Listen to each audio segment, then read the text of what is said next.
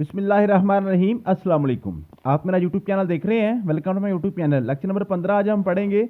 इसमें मैंने आज को मैथमेटिक्स का जो टॉपिक करना है वो है जी फैक्टोरियल और प्रोबेबिलिटी। ये दोनों टॉपिक्स मैंने वैसे छोड़ दिए थे, लेकिन काफ़ी बच्चों की ये रिक्वेस्ट आ रही थी कि सर ये लाजमी करवा दें, क्योंकि असिस्टेंट एसएन जीएडी और एक्साइज इंस्पेक्टर का जो पेपर है, कुछ बच्चों ने उसको ऐसा टारगेट किया हुआ है कि उसको बिल्कुल भी रिस्क नहीं लेना चाह रहे। तो ये टॉपिक मैंने वैसे छोड़ दिया था, तो बच्चे कह रहे थे ये हम हमें लाजमी करवा दें ताकि किसी किस्म का कोई रिस्क बाकी ना रहे। मैथमेटिक्स हमारा ईच एंड एवरीथिंग इसकी कवर हो जाए।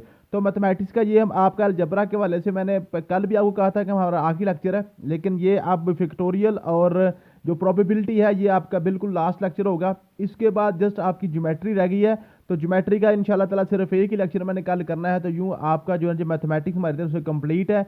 अब मैथमेटिक्स के मैं आपको 2020 से लेकर 2024 तक के आपके जो जो पास पेपर है ना मैथमेटिक्स के, तमाम जितने भी जिस भी आपकी डिपार्टमेंट के जिस भी पोस्ट के जिस भी स्केल का पीपीएससी और एफपीएससी में पेपर हो चुके हैं ये 4-5 सालों में, वो सारे के सारे पेपरों में जो आपकी मैथमेटिक्स का पोर्शन था ना, वो सारा मैथमेटिक्स का पोर्शन मैं आपको सेंड कर दूंगा। वो ईयर वाइज भी होगा, टॉपिक वाइज भी होगा, ठीक है। तो अब आपने वो जो फाइल होगी वो उसमें तकरीबन 500-600 क्वेश्चन होंगे, तो वो आपने सारे के सारे सॉल्व कर लेने हैं। तो इंशाल्लाह ताला आपके मैथमेटिक्स के वाले से किसी भी किस्म का कोई आपका पेपर हो, चाहे पीपीएससी हो, एफपीएससी हो, एनटीएस हो, तो उसमें आपका मैथमेटिक्स जो आपका 6 से 10 नंबर का आना होता है मुख्तलिफ पेपरों में, आपका हमेशा हमेशा क्लियर इंशाल्लाह ताला कवर हो जाएगा। तो वो फाइल आपको मैं सेंड कर दूंगा व्हाट्सएप ग्रुप में। वो आपने सारी की सारी फाइल जो है ना उसको आपने सॉल्व कर लेना है। अगर क्वेश्चन आपसे ना समझ आए, जो आपको ना हो रहा हो, तो आपने मुझसे वो कवर करवा लेना है, ठीक है जी। और उसमें जो कुछ क्वेश्चन हो गए आपके जो ना एनालिटिकल रीजनिंग के, तो एनालिटिकल रीजनिंग के जो क्वेश्चन है वो आपके प्रैक्टिस से ही सॉल्व होंगे। तो आप मुझे कॉल कर लें, या इंशाल्लाह मैं कोशिश करूंगा कि इसके वाले से ना को हम एक हफ्ता जो ना जूम क्लास भी 40 मिनट की रख लिया करेंगे। किसी किस्म का आपको मैथमेटिक्स के वाले से कोई आपको मसला हो तो हम वहाँ पे डिस्कस कर लिया करेंगे। तो मैथमेटिक्स आज के बाद आपका कवर है जी इंशाल्लाह ताला हमेशा हमेशा के लिए। तो अब आपने जो आज करना है फिक्टोरियल और प्रोबेबिलिटी। जो फिक्टोरियल होता है ना जी, फिक्टोरियल का मतलब होता है ये इस तरह इसकी निशानी होती है, ठीक है जी। ये ऊपर से 1 के नीचे ऐसे आपके पास जो ना नीचे डार्ट लगा होता है, ठीक है। ये आपका फिक्टोरियल की निशानी होती है। अब फिक्टोरियल के हवाले से क्या है जी, ये जो भी नंबर का फिक्टोरियल आपने निकालना है, फॉर एग्जाम्पल वो कहता है जी निकालें 5 फिक्टोरियल, ठीक है जी। तो आपने क्या करना है, 5 फिक्टोरियल का मतलब होता है 5 को पीछे की तरफ आपने गिनती काउंट करनी है। 5 के बाद फिर 4, फिर आपके पास 3, फिर 2, फिर 1, आपने 1 तक इसको लेके जाना है। तो ये आपके पास आ गया जी 5 फिक्टोरियल आपके पास आ गया। 5 ज़रब 4 ज़रब 3 ज़रब 2 ज़रब 1, ठीक है जी। समझ आ गई। अगर आपके पास लिखा हो 3 का फिक्टोरियल, इसका मतलब होता है 3 ज़रब 2 ज़रब 1, इसका मतलब है 3 2 बार 6, 6 एक बार 6, आपके पास आंसर क्या आ गया, 6 आ गया। तो ये फिक्टोरियल जो होता है ना जी, इसका मैं बेसिक कंसेप्ट में तो नहीं जाऊंगा, क्योंकि आपका पीपीएससी में इसके वाले से क्वेश्चन आपके बेसिक कंसेप्ट के वाले से नहीं पूछेंगे जाएंगे, इसकी डेफिनेशन नहीं पूछी जाएगी। मैक्सिमम यही क्वेश्चन आपके पूछे जाते हैं। आपसे पूछा 4 फैक्टोरियल किसके बराबर होता है, तो 4 फैक्टोरियल होता है जी 4 ज़रब 3 ज़रब 2 ज़रब 1। तो आपके पास है कि 4 3 बार 12 12 2 बार 24। तो 4 फैक्टोरियल आपके पास क्या आ गया जी, 24 हो गया। इसमें से आपके पास जो है ना जी, इसमें आपके पास एक जो है ना एक्सेप्शनल केस होता है, वो आपके पास होता है 1 का फिक्टोरियल। 1 ज़रब 1 ही होता है, ठीक है जी। 1 आ गया। और 0 का फिक्टोरियल भी 1 होता है। ये क्वेश्चन वो बार बार पूछता है पेपर में कि 0 का फिक्टोरियल बताएं, तो 0 का फिक्टोरियल 1 होता है, ठीक है जी। जैसे आपने देख पढ़ा होगा ना x की पावर 0, तो आपके पास 1 होता है। 10 की पावर 0 आपके पास 1 होता है। किसी भी नंबर की पावर 0 ले लें तो आपके पास उसका आंसर 1 आता है। ये भी क्वेश्चन बार बार पूछता है पेपर में। इसी तरीके से फिक्टोरियल ना, 0 का फिक्टोरियल भी आपके पास 1 होता है। तो ये आपने एक्सेप्शनल केस आपने याद कर लेना है। उसके बाद आपके पास क्वेश्चन जो फिक्टोरियल के पास पूछे जाएंगे वो है जब आपके पास परमुटेशन और कॉम्बिनेशन। परमुटेशन और कॉम्बिनेशन का क्या मतलब होता है, परमुटेशन और कॉम्बिनेशन दोनों सेम ही क्वेश्चन, सेम स्टेटमेंट होती है। इसमें तो थोड़ी सी आपने कॉमन सेंस यूज करनी होती है। उस क्वेश्चन किस तरह के होते हैं, क्वेश्चन इस तरह के होते हैं, देखें जी फॉर एग्जांपल आपके पास जो है ना, आपके पास ये 4 कलर की बॉल्स हैं। फॉर एग्जांपल 4 कलर के मोती समझ लें। ये आपके पास ये रेड कलर का है, ठीक है जी। उसके बाद आपके पास ये ब्लैक कलर का है। उसके बाद आपके पास ये येलो कलर का है। और ये आपके पास फॉर एग्जाम्पल ब्लू कलर का है, ठीक है जी। चलें जी, ये आपके पास रेड होगा, ये आपके पास ब्लू होगा, ये येलो हो गया, और ये इसको व्हाइट कर लेते हैं, ठीक, ये व्हाइट हो गया, ठीक है जी। अब वो आपसे पूछता बताएं जी ये जो 4 कलर के जो आपके पास बॉल्स है ना, ये रिंग्स हैं, या इसको बटन समझ लें 4 किस्म के, ठीक है, या 4 मोती हैं।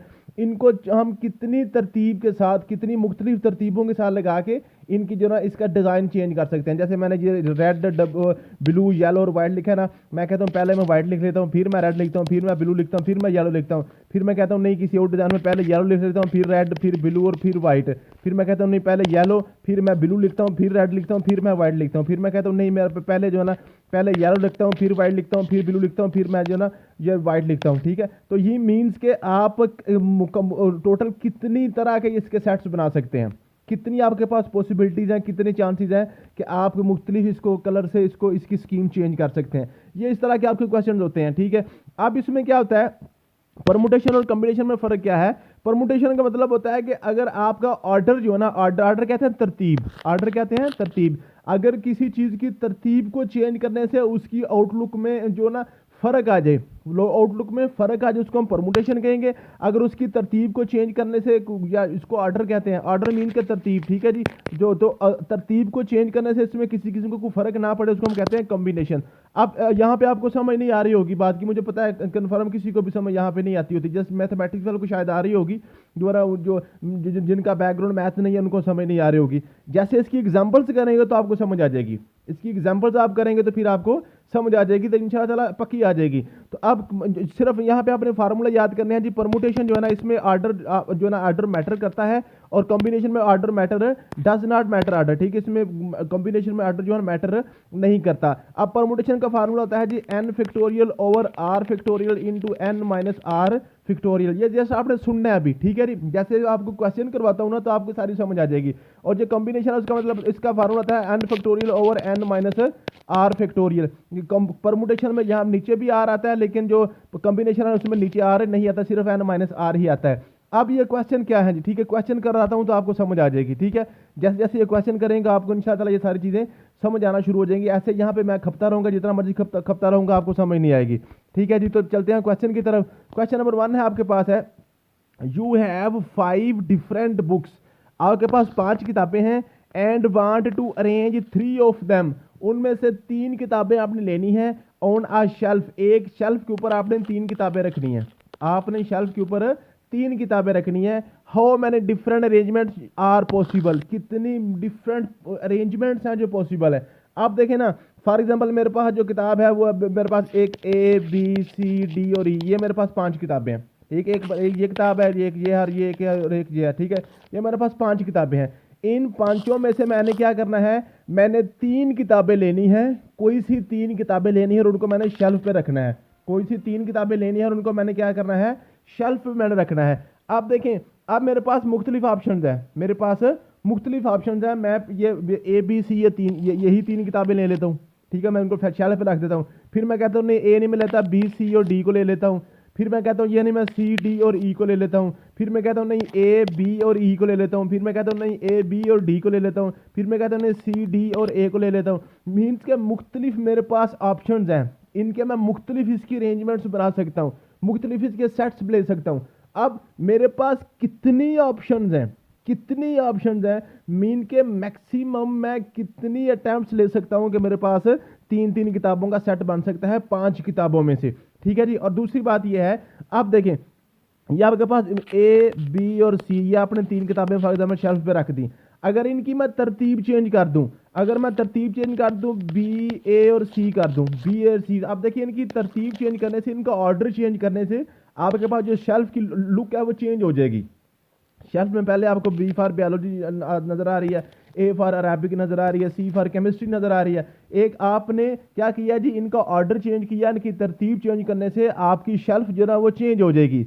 ठीक है जी, शेल्फ में आपको सबसे पहले उसका जो फॉर एग्जाम्पल आप यहाँ से देख रहे हैं, तो अब आपको यहाँ पे क्या जी बायोलॉजी नजर आ रही है। अगर आप मैं ए यहाँ पे लिख दूँ और सी आके और बी ऐसे लिख दूँ, तो फिर मैं इधर से देखूंगा तो मेरे पास में मुझे अरेबिक नजर आ रही होगी। मीन्स के अब यहाँ पे इनकी जो ऑर्डर है उसको चेंज करने से शेल्फ की लुक भी चेंज हो रही है। ठीक है जी, इसका मतलब ये परमुटेशन का क्वेश्चन है। ये किसका क्वेश्चन है जी, परमुटेशन का क्वेश्चन है। बस यहाँ पे आपने अभी तक सिर्फ यही जज करना है कि जो मेरा क्वेश्चन है ये परमुटेशन का क्वेश्चन है कि कॉम्बिनेशन का क्वेश्चन है। ठीक है जी, सिर्फ ये आपने देखना है कि मेरा क्वेश्चन परमुटेशन का है कि कॉम्बिनेशन का है। कॉम्बिनेशन का क्वेश्चन वो होता है जिसमें ऑर्डर मैटर नहीं करता, और परमुटेशन का क्वेश्चन वो होता है जिसमें ऑर्डर मैटर करता है। एक आपको कॉम्बिनेशन का करवाता हूँ। आप देखें, you have 8 different types of fruit, आपके पास 8 किस्म के फ्रूट्स हैं, want to choose 4 of them, उनमें से 4 फ्रूट्स आपने उनमें चूज करने हैं, एंड आपने बनाना है फ्रूट सैलेड, फ्रूट सैलेड आपने बनाना है, सलाद आपने बनाना है। बताएं जी how many different combination of 4 fruits can you choose,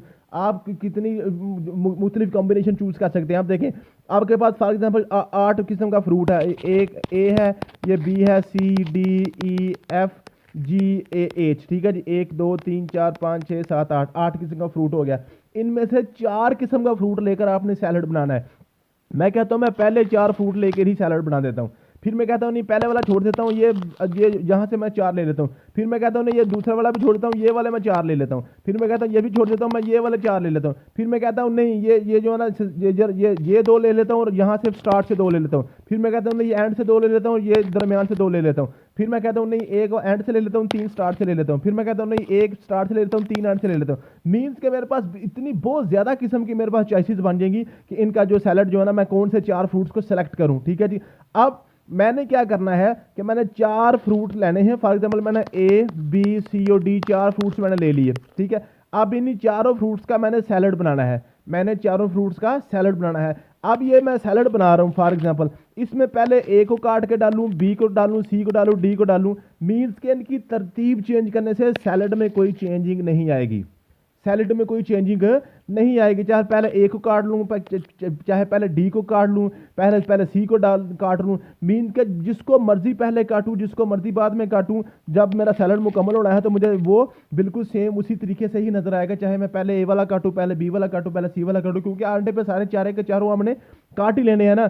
तो जब तरतीब को चेंज करने से किसी किस्म की प्रोडक्ट में फर्क नहीं पड़ रहा तो फिर आपको क्या नजर आएगा, ये आपका कॉम्बिनेशन का क्वेश्चन है। मुझे उम्मीद है कि अब आपको कॉम्बिनेशन और परमुटेशन में थोड़ा सा फर्क नजर आ रहा होगा, ठीक है ना। ये आपकी शेल्फ थी ना, शेल्फ पे आप पहले बायोलॉजी रखें, फिर अरेबिक रखें, फिर केमिस्ट्री रखें, या पहले अरेबिक रखना है फिर केमिस्ट्री रखें, फिर बायोलॉजी रखें, तो इसमें आपकी शेल्फ की लुक चेंज हो रही है, इसमें चेंज हो रही है, इसमें ऑर्डर मैटर कर रहा है, इसकी तरतीब जो है ना वो मैटर कर रही है। लेकिन जो सैलड है, सैलड में तरतीब मैटर नहीं कर रही। तो जहां पर तरतीब मैटर नहीं करती, ऑर्डर मैटर नहीं करता, वो आपका कॉम्बिनेशन का क्वेश्चन होता है, और जहां पे आपकी तरतीब मैटर करती है वो आपका परमुटेशन का क्वेश्चन होता है। अब क्वेश्चन की तरफ चलते हैं, जो आपने क्वेश्चन कैसे करने हैं। अब देखें आपके पास क्वेश्चन था, ये आप फॉर एग्जांपल ये सबसे पहले ये तो आपने फाइनल कर लिया, ये आपके पास परमुटेशन का क्वेश्चन है, ठीक है।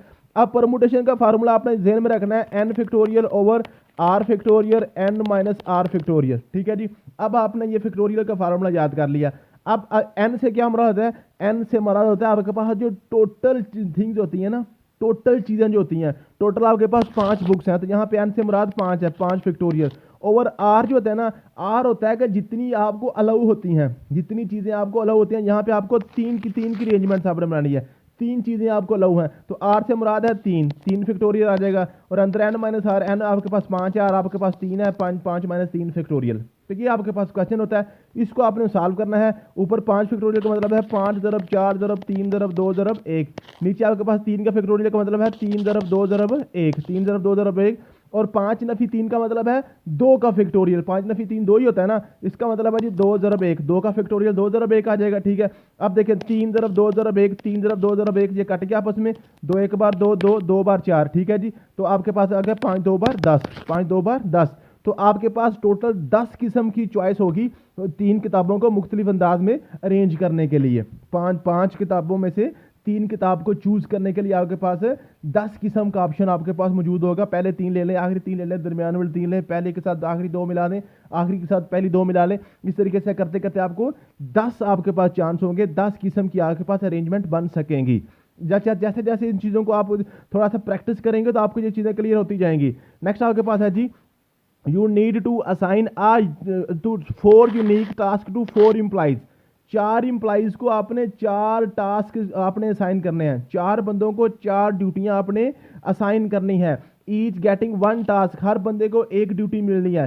How many different way you can assign the task.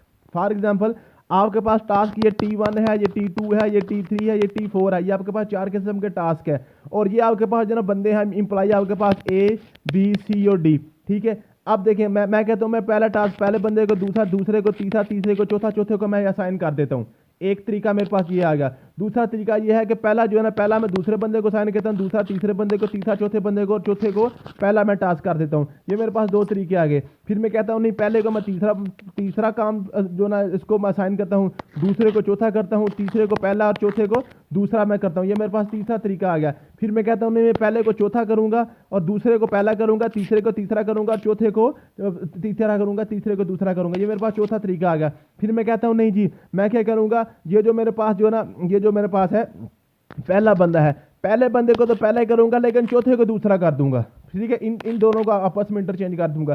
फिर मैं कहता हूँ पहले को पहले रखूंगा, ये जो दूसरे तीसरे का आपस में इंटरचेंज कर दूंगा। मीन्स के ऐसे करते करते मेरे पास बेशुमार ऑप्शन होंगे। मैं मुख्तलिफ तरीकों से ये चार काम है, चार बंदों को मैं इनको मैं दे सकता हूँ। ठीक है, अब इसमें देखें आपके पास एक तो, और दूसरी बात यह है कि जैसे इनकी तरतीब चेंज होगी ना, जब ए बी सी डी आपके पास बंदे हैं T1 T2 T3 और T4, अगर इनकी आप तरतीब चेंज करते हैं, क्या करते हैं, ए को आप टास्क 1 जो है ना असाइन करते हैं, बी को 2, सी को 3 और 3 को 4। अगर आप ए को जो है ना वो दूसरा टास्क करते हैं, बी को पहला करते हैं, तो आपके जैसे आप इसकी तरतीब चेंज करेंगे तो आपके टास्क भी चेंज हो जाएंगे और बंदे भी चेंज हो जाएंगे। ठीक है जी, तो आपका काम करने का जो अंदाज है वो उसमें जो ना वो मुख्तलिफ होगा। इसका मतलब है यहाँ पे भी ऑर्डर जो है, तरतीब जो है वो आपकी मैटर कर रही है। ये भी आपका परमुटेशन का क्वेश्चन है। तो परमुटेशन का क्वेश्चन के लिए आपके पास फार्मूला होता है n factorial over r factorial into n minus r का फैक्टोरियल। n यहाँ पे आपके पास 4 है। जब आपके पास इस तरह का क्वेश्चन आ जाए जिसमें आपके पास टोटल भी 4 हैं, चारों ही आपने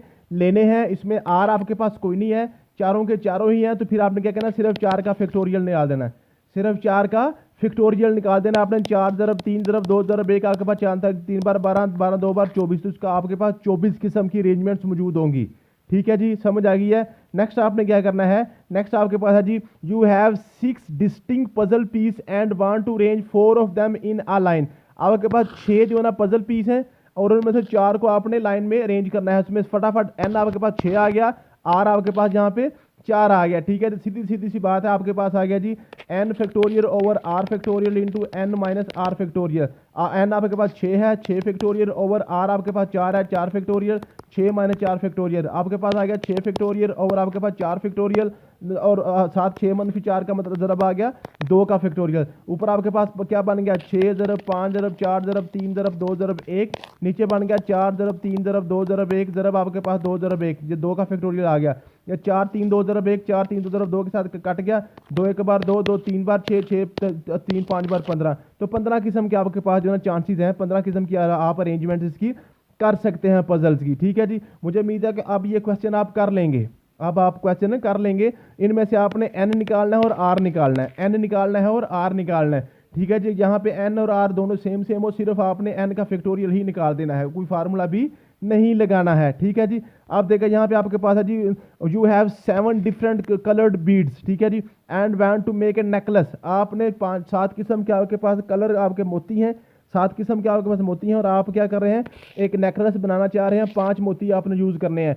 n आपके पास 7 आ गया, r आपके पास 5 आ गया, तो 7 का फैक्टोरियल ओवर 5 का फैक्टोरियल, फिर दोनों का माइनस करके 7 माइनस 5 आपके पास आ गया 2 का फैक्टोरियल। ये सिंपल आपको मैंने डायरेक्ट फार्मूला लगा दिया। 7 का फैक्टोरियल आपके पास क्या आ गया जी, 7 ज़रब 6 ज़रब 5 ज़रब 4 ज़रब 3 ज़रब 2 ज़रब 1, नीचे 5 का फैक्टोरियल आ गया 5 ज़रब 4 ज़रब 3 ज़रब 2 ज़रब 1, और साथ 2 का फैक्टोरियल 2 ज़रब 1, 5 ज़रब 4 ये कट गया, 2 1 बार 2 2 3 बार 6 7 3 बार 21, तो 21 आपके पास आंसर आ जाएगा। आंसर आपके पास क्या आ जाएगा, 21 आ जाएगा। तो ये आपके पास होते हैं जी परमुटेशन के क्वेश्चन। फिर आपके पास है जी ये कॉम्बिनेशन है। कॉम्बिनेशन में क्या फर्क आएगा, कॉम्बिनेशन में सिर्फ फर्क क्या है जी, इसमें आपने ऊपर n लिखना है जो भी होगा, नीचे आपने n माइनस r का फैक्टोरियल लिखना है, नीचे दोबारा r नहीं लिखना। ठीक है, परमुटेशन में नीचे भी r आता है, लेकिन जो कॉम्बिनेशन में आपके पास नीचे r नहीं आता बल्कि n माइनस r अकेला ही आता है।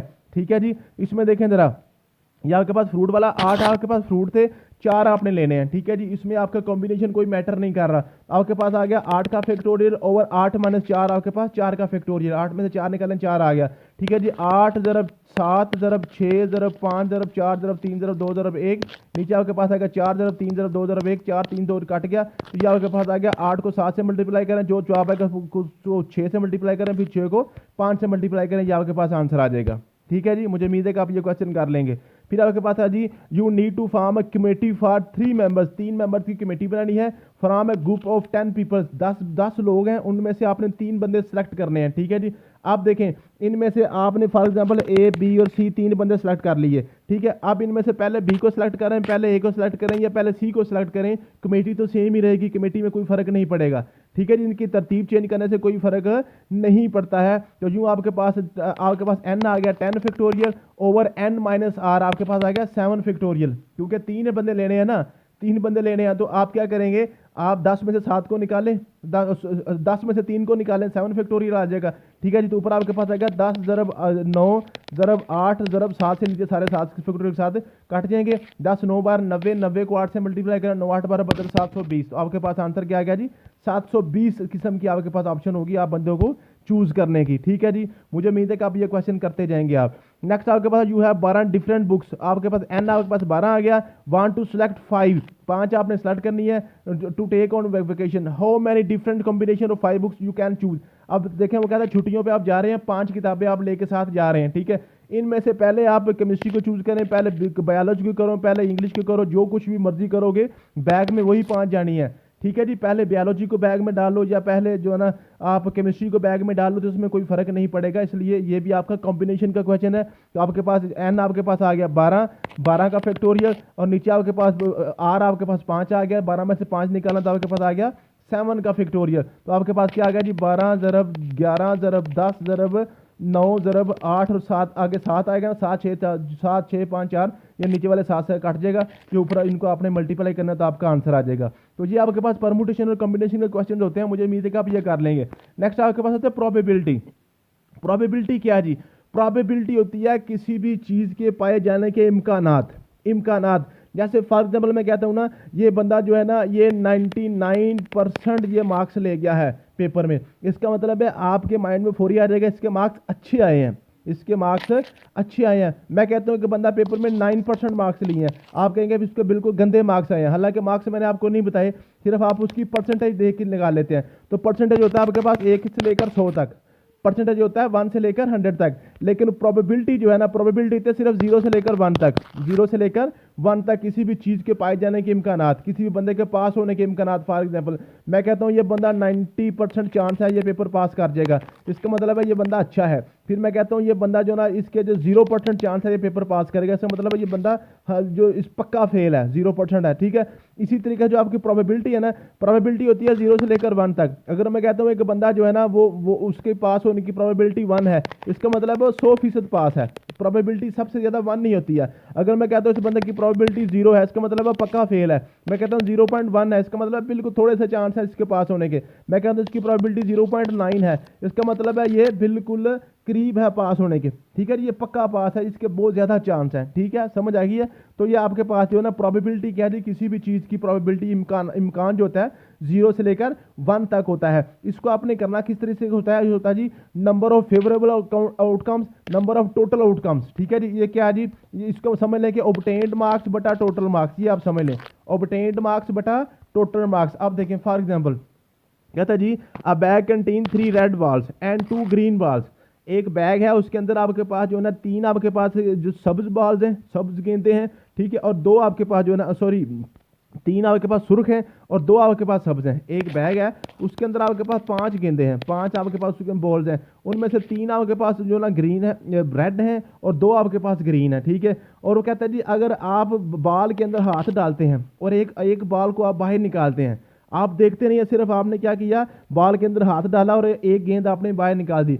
बताएं कितने % चांस है कि आपके हाथ में रेड बॉल आएगी, कितनी प्रोबेबिलिटी है, कितने इम्कान है कि आपके हाथ में रेड बॉल आएगी। ठीक है, फॉर एग्जांपल देखिए ना, एक बंदा है वो कहता है जी आपके पास जो ना ये एक बैग है, बैग के अंदर आपके पास 5 गेंदे हैं, 5 में से 4 आपके पास रेड है और 1 आपके पास ग्रीन है। और बंदा कहता है अगर हाथ डालूं तो बताएं कौन सी बॉल आने के ज़्यादा चांस है। इसका मतलब है ज़्यादा रेड है तो 4 रेड है और 1 ग्रीन है, तो ग्रीन मुश्किल से आएगी, 4 में से कोई ना कोई एक आपके हाथ में आ जाएगी।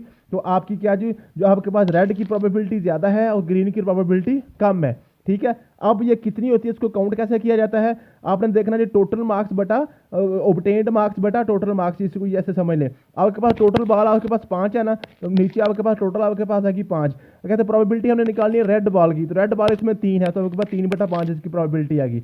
इसकी प्रोबेबिलिटी क्या आएगी जी, 3/5 आएगी। 3 को 5 पे तकसीम कर लें, 3 को 5 पे तकसीम करना 0.6 आ जाएगा, 0.6, ठीक है जी। 3 को 5 पे तकसीम कर लेना, 3 को 5 पे तकसीम करें, शारिया लगा के 0 लगाएं, शारिया लगाए 6 5 बार 30, तो आपके पास आने लगेगा 0.6 इसकी प्रोबेबिलिटी आ गई। नेक्स्ट है जी you roll a fair six sided die, ठीक है जी। आपके पास जो ना आपके पास जो ना ये जो लूडो का जो जो जो डाई होती है आपकी, उसको आपने रोल किया, उसको आपने लूडो का दाना उसको आमतौर पर बोलते हैं, उसको आपने रोल किया, उसको आपने फेंका।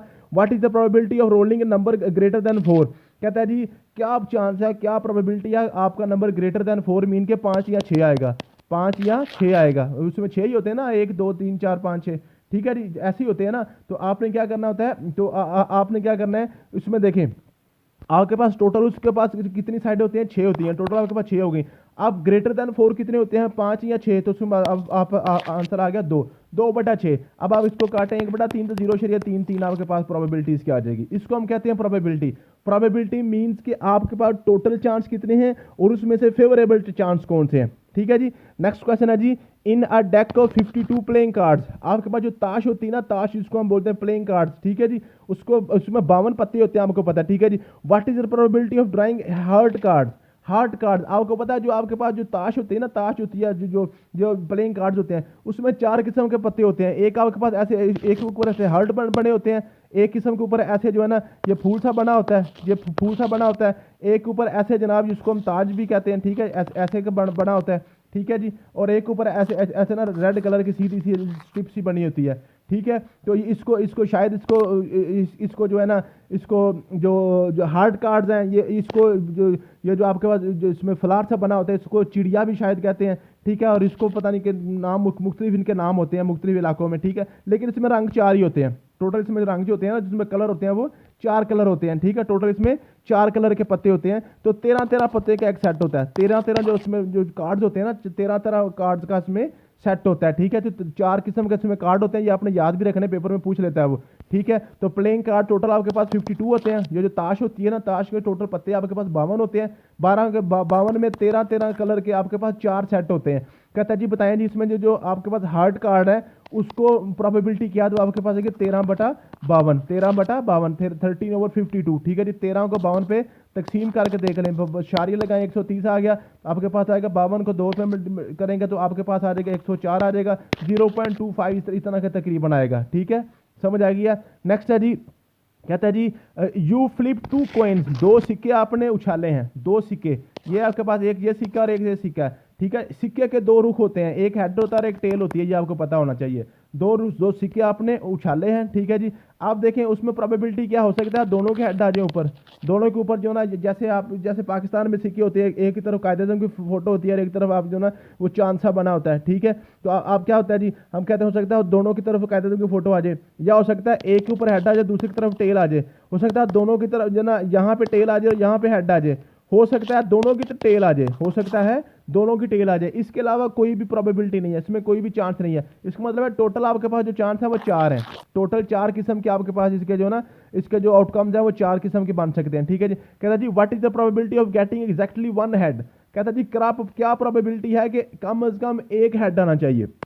हम कहते हैं दोनों हेड भी आ सकते हैं, एक हेड और टेल हो सकती है, एक टेल और एक हेड हो सकता है, या दोनों टेल्स हो सकती हैं। टोटल आपके पास 4 आ गए, एक हेड कहाँ पे, एक यहाँ पे और एक यहाँ पे। एक हेड आने की अपॉर्चुनिटी जो है ना आपके पास 2 दफ़ा होती है, तो 2/4 आपके पास 1/2 0.5 आपकी प्रोबेबिलिटी आ जाएगी। इस तरह के ये क्वेश्चन होते हैं। क्वेश्चन नंबर 10 लास्ट है जी, इन ए क्लास ऑफ 20 स्टूडेंट्स, 20 स्टूडेंट्स हैं, 12 गर्ल्स हैं और 8 बॉयज़ हैं, ठीक है जी। 12 गर्ल्स हैं और 8 आपके पास बॉयज़ हैं। If you randomly select 1 student, एक स्टूडेंट को आपने खड़ा किया है from the class, what is the probability the student will be a girl, तो वो गर्ल की कितनी प्रोबेबिलिटी होगी। अब देखें टोटल आपके पास 20 हैं, टोटल आपके पास 20 आ गए, लड़कियां उनमें से कितनी है 12 हैं, तो 12/20 आपकी प्रोबेबिलिटी आ गई। अब 12 को 20 पे तकसीम कर लें, 12 को 20 पे तकसीम करें, आप क्या करें शारिया लगाएं, 0 हो जाएगा। तो अब आप क्या करें 0 6 20 6 बार 120, आपके पास आने का 0.6 आपकी प्रोबेबिलिटी आ जाएगी। ये आपके पास प्रोबेबिलिटी है, ये आपके पास परमुटेशन और कॉम्बिनेशन का क्वेश्चन है, फैक्टोरियल का क्वेश्चन है। मुझे उम्मीद है कि आप ये क्वेश्चन भी कर लेंगे, तो यूँ आपका मैथमेटिक्स यहाँ पे 100% कवर हो गया जी। सिर्फ जो ना ज्योमेट्री रह गई है, ज्योमेट्री को कल इंशाल्लाह ताला कवर कर दूंगा। साथ ही आपको जो है ना इसके आपके पास्ट पेपर्स में सारे के सारे क्वेश्चन भेज दूंगा। बस वो फाइल अगर आप एक दफ़ा कर लेंगे तो सारी ज़िंदगी इंशाल्लाह ताला आपको मैथमेटिक्स का कोई मसला नहीं रहेगा। थैंक यू सो मच, मिलते हैं नेक्स्ट वीडियो में। अल्लाह हाफिज़।